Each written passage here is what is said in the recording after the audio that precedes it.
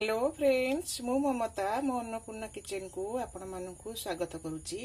आसंतु आज आमे पोड़ पिठा तैयारी करिबा। ए पोड़ पिठाटी आमर जंतुणीर पोड़ पिठा। आमे चूना को जंती गिरी जो कहंती खळी धरिकिरी से खळी धरिकी आमे पोड़ पिठाटी करिबा।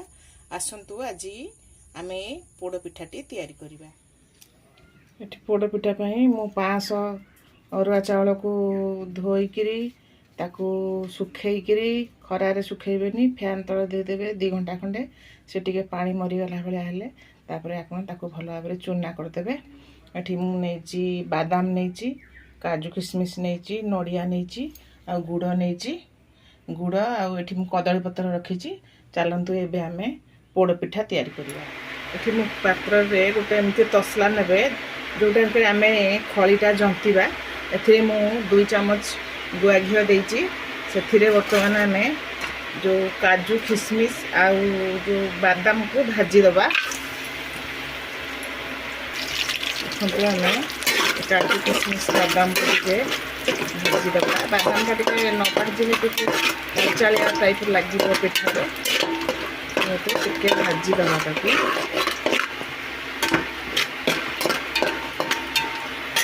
एबे आम नड़िया टाक भी तादेह पकईदबा।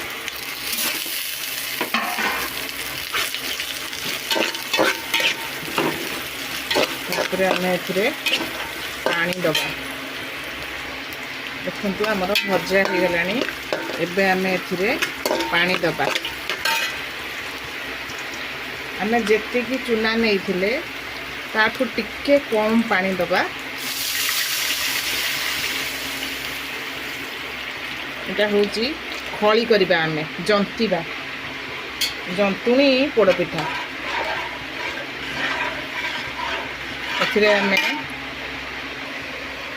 आम गोटे चामच लुण दबा।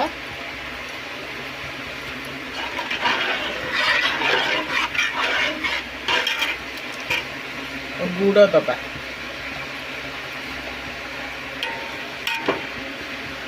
गुड़टा आपण जी मीठा खाइबे से अनुसार आपण देबे।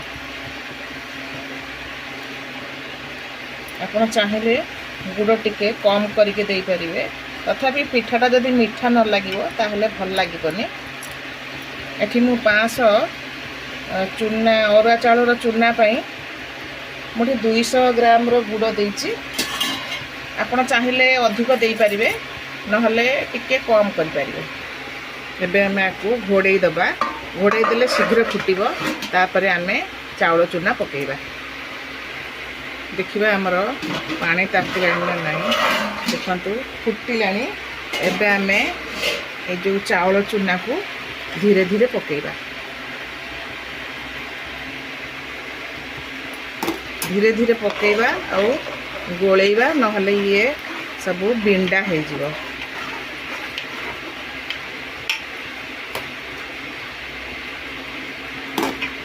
सबु चूना को आम एमती पकईदबा।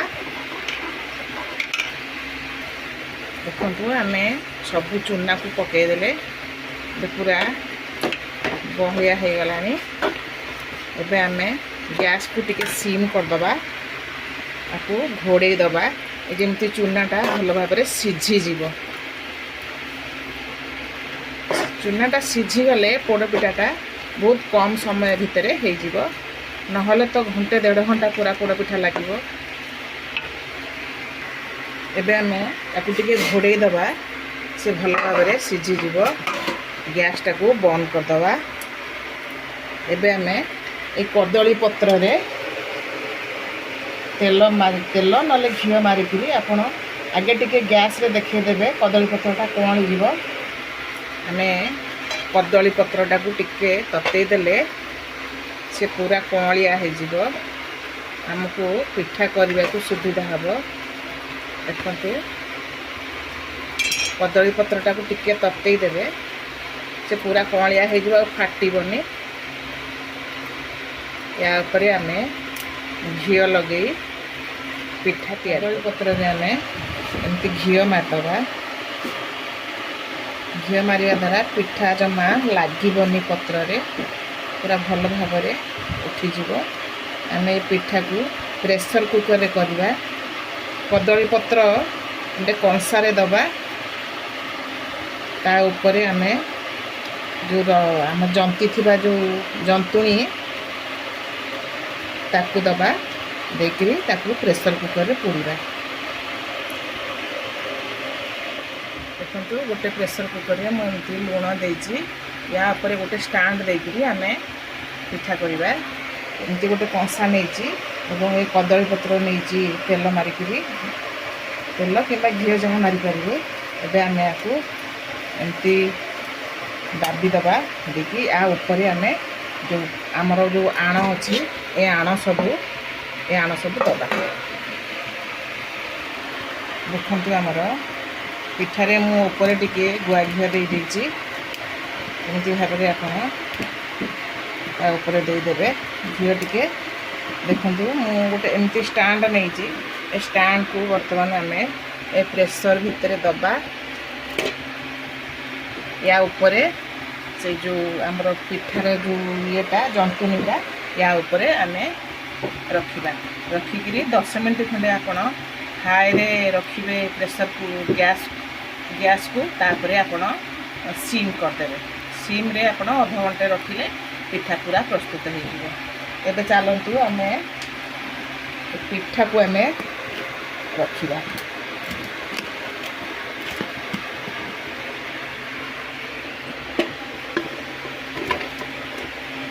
बस पिठा आमर रहीगला।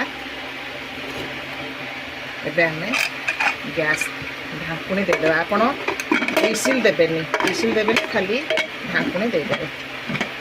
आधा घंटे भितर प्रथम 10 मिनट खंडे आप हाई रे रखिए तापर आप सीम करदेवे। एबे चलते देखा आम पोड़पिठा केमिति हेछि। वाह पूरा बढ़िया भाव में पोड़पिठा हो जाइए। एबे एबे एबे एको आम ठंडा करके पीस पीस करी काटिबा। फ्रेंड्स जदि मो वीडियो भल लगे तेबे आपण लाइक शेयर कमेंट करने को भूलिबेनी। Thank you.